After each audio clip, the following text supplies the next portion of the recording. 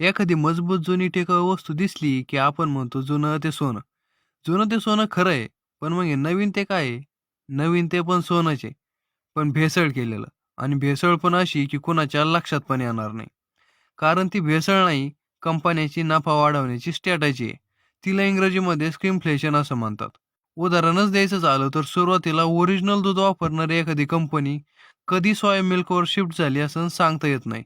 कारण पॅकिंगवर सगळे घटक सेम दिसणार आणि चवसुद्धा सेम लागणार. पण इन्ग्रेडियंट लो क्वालिटीचे.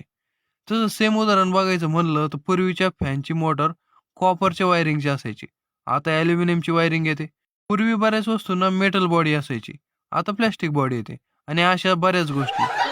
त्यांची क्वालिटी कमी होईल, पण आपल्या व्हिडिओची क्वालिटी दिवसेंदिवस वाढतच राहणार आहे.